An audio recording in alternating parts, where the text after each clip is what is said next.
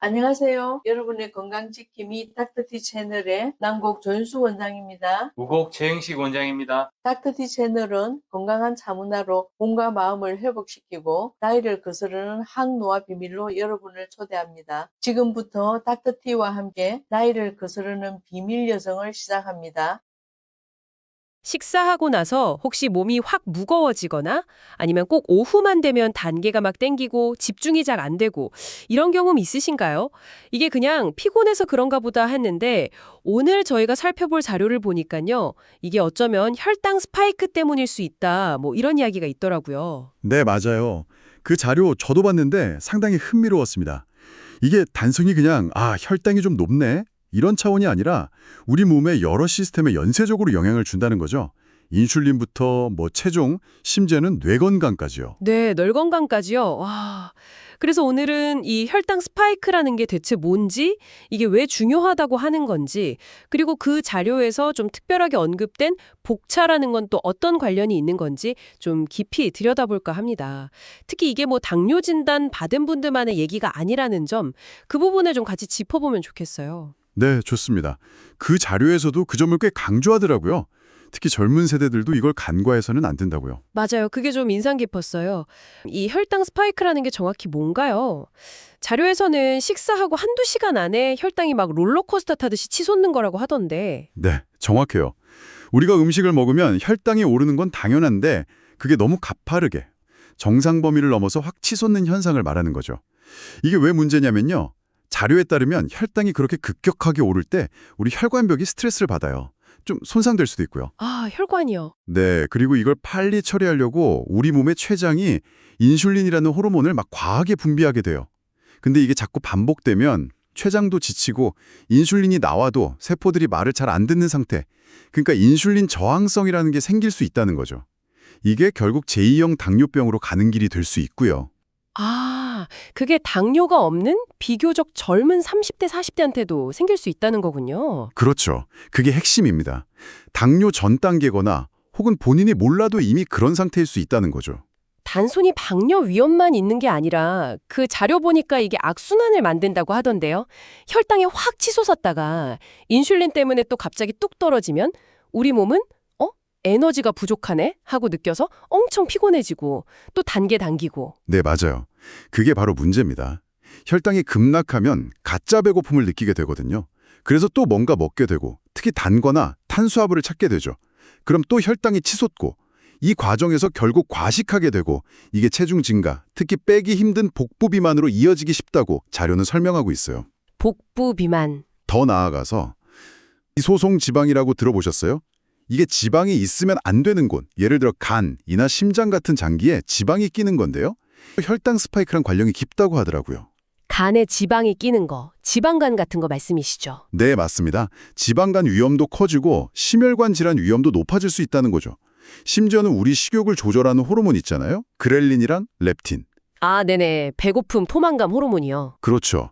이 호르몬들의 균형까지 깨트려서 먹어도 계속 배고픈 느낌을 들게 만들 수도 있다고 해요. 와, 정말 몸 전체에 영향을 주네요. 근데 아까 뇌 건강까지 말씀하셨잖아요. 자료에서 그 알츠하이머병을 제3형 당뇨병이라고도 부른다면서요.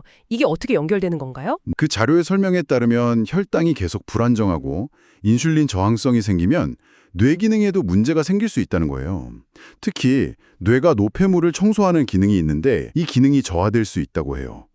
알츠하이머의 원인으로 지목되는 그 베타 아밀로이드 단백질 같은 것들이 잘 제거되지 못할 수 있다는 거죠. 아, 혈당 문제가 뇌 청소 시스템까지 방해할 수 있다니 이건 정말 생각보다 훨씬 심각하게 받아들여야겠는데요? 네, 그래서 혈당 관리가 정말 중요하다는 걸 시사하는 거죠. 그럼 이걸 어떻게 관리해야 할까요?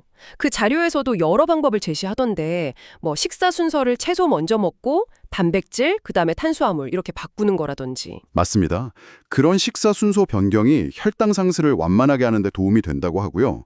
식후에 바로 앉거나 눕지 않고 한 15분에서 20분 정도 걷는 것도 아주 효과적이라고 해요. 아, 식후 걷기. 네. 그리고 충분히 자는 거, 스트레스 관리하는 거, 또 규칙적인 운동, 특히 근력 운동이랑 유산소 운동 같이 하는 거, 이런 기본적인 생활 습관 개선이 가장 중요하다고 강조하고 있습니다. 네, 역시 기본이 중요하군요. 그런데 이런 노력들을 하는데도 좀 관리가 어렵거나 아니면 좀 더 도움을 받고 싶을 때 그 자료에서 복차라는 걸 소개하더라고요. 이게 중국 흑차의 일종인데 좀 특이하게 금화균이라는 유익균으로 발효시킨 차라고요. 전 이 부분이 되게 흥미로웠어요. 네, 맞아요. 복차, 그게 좀 생소할 수 있는데 핵심이 바로 그 금화균이라는 유익균이에요. 자료에 따르면 이 금화균이 발효 과정에서 여러 유익한 물질들을 만들어내는데 복차 안에 있는 차다당류라는 성분과 함께 작용해서 여러 긍정적인 효과를 줄 수 있다고 해요. 구체적으로 어떤 효과인데요? 우선 장 건강에 도움을 줄 수 있다고 하고요.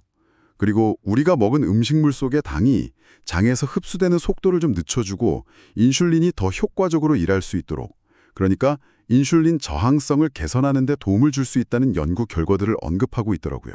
아, 그러니까 혈당이 천천히 오르도록 도와주고 인슐린 효율도 높여줄 수 있다? 네, 그런 메커니즘으로 설명하고 있습니다. 그래서 하루에 한두 잔 정도, 식후에 따뜻하게 마시면 혈당 관리에 보조적인 도움을 받을 수 있다고 추천하더군요. 복차가 약은 절대 아니라는 거죠. 어디까지나 혈당 관리를 위한 보조적인 수단으로 생각해야 한다고 강조해요. 그리고 만약 필요하다면 당연히 전문가와 상담하는 것이 우선되어야 한다고요. 그렇군요. 네, 오늘 저희가 함께 살펴본 자료를 통해 이 혈당 스파이크라는 것이 단순히 밥 먹고 졸린 정도의 문제가 아니라 우리 몸의 에너지 레벨부터 체중, 심혈관 건강, 심지어 뇌 건강까지 정말 광범위하게 영향을 미칠 수 있다는 걸 알게 됐네요. 그리고 이걸 관리하기 위한 기본적인 생활 습관의 중요성, 또 거기에 더해서 자료에서 제시된 복차 같은 전통차가 어떤 보조적인 도움을 줄 수 있는지에 대해서도 이야기 나눠봤습니다. 네, 맞습니다. 핵심은 결국 혈당이 급격하게 오르내리는 그 롤러코스터를 타지 않도록 꾸준히 노력하는 생활 습관이고요. 자료에서 언급된 복차 같은 식품들은 그런 노력에 도움을 줄 수 있는 하나의 도구로 현명하게 활용하는 지혜가 필요하겠죠. 어쩌면 지금 여러분이 식사 후에 느끼는 그 나른함, 혹은 오후에 간절히 땡기는 그 단 음식, 이게 바로 내 몸이 보내는 신호일지도 모릅니다. 오늘 이 이야기가 여러분의 일상 속 작은 습관 하나하나가 내 혈당에, 그리고 더 나아가 미래의 건강에 어떤 영향을 미치고 있는지 한 번쯤 생각해보는 계기가 되었으면 좋겠습니다.